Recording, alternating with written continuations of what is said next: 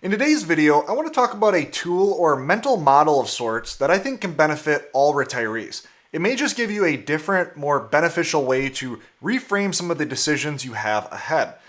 In life, we are faced with a near infinite amount of decisions and options. Specifically in the domain of retirement, there are decisions like when to retire or what to do in retirement. There are decisions like how to spend your money or what investment allocation you should have. All of these decisions come with both benefits as well as costs. If there were no costs or there was a clear right answer, well, then decisions would be quite obvious. Conceptually, I think about the decisions you face as a sort of decision tree, like the one that I'm showing on the screen, where one decision leads to an outcome and another decision, which then leads to another outcome and another decision, and so on. All of your previous decisions up to this point have led you to where you are today, and the decisions in your future will lead you down some life path that will either turn out to be a great path, or poor decision making may lead you down a not so great path. Well, when the average person faces this conceptual decision tree and is facing a key decision in their life, I often find a common approach is to look at all of the options and try to figure out the one singular best path or decision. What is objectively the best choice? This is a near impossible question to answer for a few different reasons. First, this type of thinking leads to a massive amount of analysis paralysis because you're effectively trying to whittle down an infinite number of paths into one quote-unquote right choice. Second, life is unpredictable and uncertain. Trying to factor in all of the relevant variables to truly find the number one best path for you is impossible. Then finally, the quote-unquote best path model leads to focus more on short-term results rather than long-term, because the short-term is often clearer and more real. Our brains are hardwired to value short-term consequences over long-term because the long-term is that much more uncertain. So what might be a better way to think about decision-making? Many of you are likely familiar with famed investor Warren Buffett. You may not be as familiar with his partner Charlie Munger, who was Buffett's co-chairman at Berkshire Hathaway since 1978. Munger frequently emphasized an idea called inversion when facing any decision in life, big or small. Rather than asking what is the best option or path here, he would instead reverse the question and ask, what are the bad options or paths here? What options lead to the greatest amount of regret in the future? Jeff Bezos has been known to take a similar approach in this idea of regret minimization. What decision today will lead to the least amount of regret in the future? These type of options or decisions are much easier to identify, and then the obvious next step from there is that we want to avoid the paths that will lead to the highest regret in the future. Then we may not pick the best option from here, but we can rest assured knowing we avoided the worst decisions. He often refers to this as avoiding stupidity rather than trying to seek brilliance. We're going to label this framework as regret minimization. I don't make the case this framework is the only model that you should use in decision making, but it's a great one to keep in our toolbox. For instance, let's discuss this in the confines of choosing an investment allocation in retirement. If we ask the question, what is likely to be the best performing portfolio over the next 10 years, we'd find that we are probably being led down a path that leads to a lot of potential regret. For instance, the best portfolio is likely going to be one that has a high amount of concentration in one or a few individual stocks. Over the last few years, the best performing portfolios have been those with high allocations into high performing companies like Nvidia. Maybe you know someone who has done extremely well by holding some of these big winners and holding a big portion of these big winners. However, if we think about individual stock investing as a specific path, all we see ahead is a lot of regret. Sure, if you're lucky enough to hold one of the big winners, you might end up feeling good about your decision, but it comes with a ton of risk. Stock picking is downright difficult. Since 1926, over 50% of stocks have delivered negative lifetime returns. Approximately 2/3 of the S&P 500 constituents underperform the S&P 500 on a 20-year rolling basis. By investing in one or a few stocks with most of your portfolio, you enter into a huge amount of idiosyncratic risk that, if unlucky, could actually ruin your retirement entirely. We can then think about another leg of the decision tree, which maybe involves investing in some combination of index stock funds and bond ladders. Although this portfolio might not be very sexy, and it will likely never be the best option when we look in hindsight, this is also a portfolio mix that will probably never lead to a big amount of regret either. It's diversified, has long-run data that proves out its strengths and weaknesses, and should be enough for any retiree. Thinking about what could be the best option sends us down a path with a lot of potential regret. where instead, by definition, the regret minimization path sends us down one that's going to be a good solution in almost all scenarios. There are some side benefits of note to consider with the regret minimization framework, one of which is the indirect focus of the given model. When we are focusing on what I'll call the best decision model, a lot of our focus is innately on the potential rewards. If things go right, what is the upside? Regret minimization will force you to focus more on the costs. Now, I'm not saying we shouldn't focus on the rewards of a given decision, but most of us do this automatically or naturally. Costs, however, are not as immediately obvious, and in my opinion, it's the cost side of things that really deserve more attention for this reason. For instance, if we use our portfolio example from the last slide, what are the costs of picking a concentrated individual stock portfolio? Well, first, there's a high probability the portfolio underperforms, and an unknown probability of this type of strategy costing you your entire retirement from that underperformance.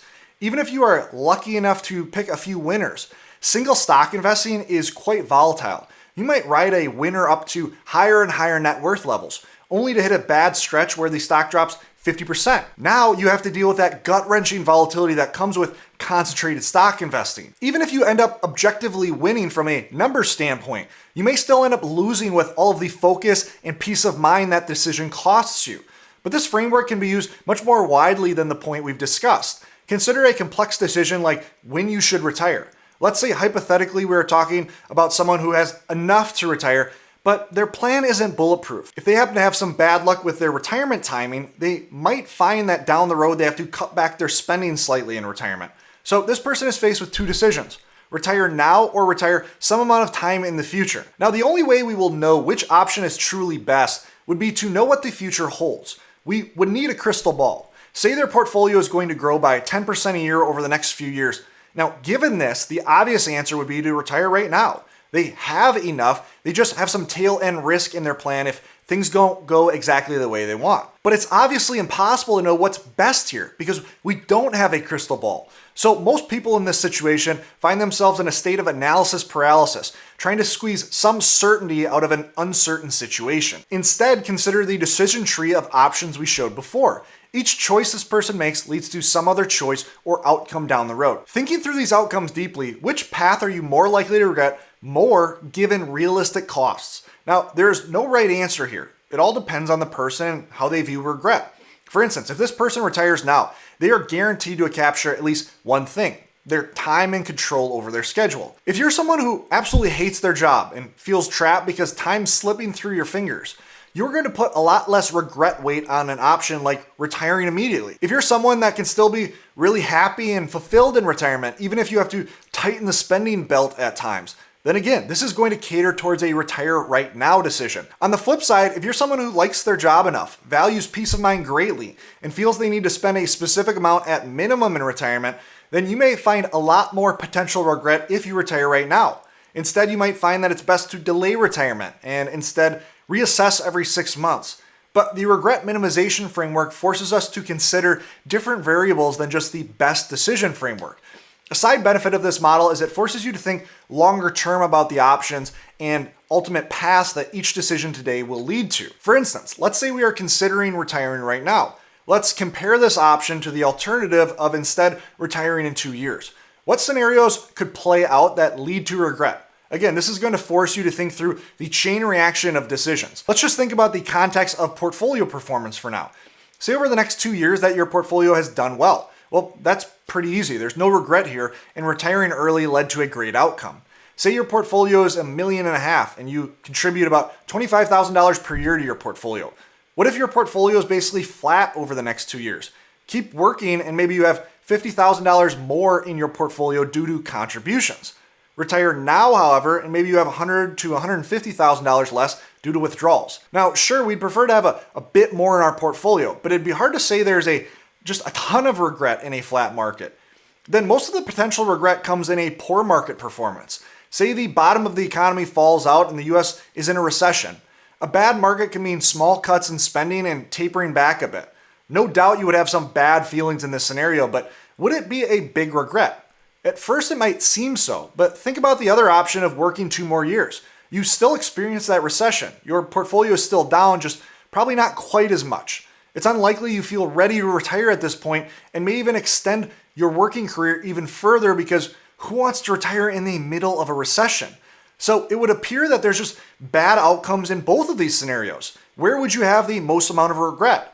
Again, some of you might have an immediate answer, but it might be less clear to some others. But again, these are just hypothetical answers.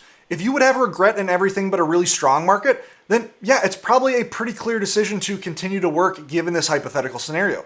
Hopefully it's starting to become clear how this framework can lead to some reframing of certain decisions. Want to figure out how to have a great retirement? Instead, invert this question and ask yourself, if I was trying to have a failed retirement, what are some of the things that I would do? What actions would I take to ensure my retirement is absolutely miserable? List out all of these actions and ideas. Now that you have this list, do the exact opposite of everything on this list. Will it ensure you have the best retirement? No.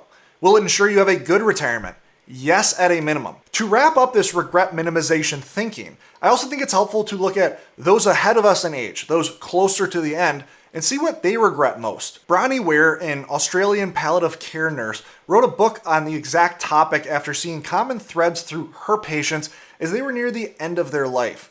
Now, these 5 regrets aren't groundbreaking or probably even new to you.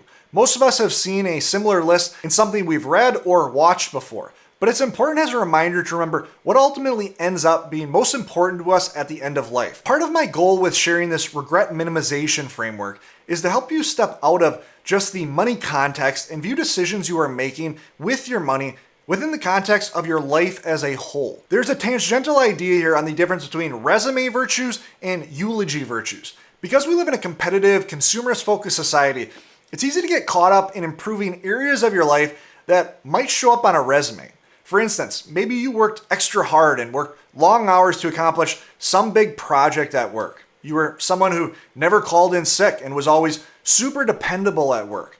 Not that this would go on your resume, but you accumulated X amount of dollars, which puts you in the top 1% of net worth here in America. Sure, these are all amazing accomplishments, but at your funeral, no one's going to mention that work project. No one is going to mention how much money you have. They're going to talk about how good of a husband you were, or how you were always present as a father. They're going to note how kind you were, or how much courage you had to go against the grain and be the person you ultimately were meant to be. As you think through regrets that may come from retirement decisions, don't just think about the money implications, but also the implications beyond money, to the people and things that matter the most. If you like this video and are interested in hearing more about how you can improve your retirement beyond just the dollars and cents, click this video right here, where I talk about the number 1 most important skill you need to acquire to be financially successful. Thanks so much for watching. Always remember, you don't need more money, you need a better plan. Look forward to seeing you in the next video.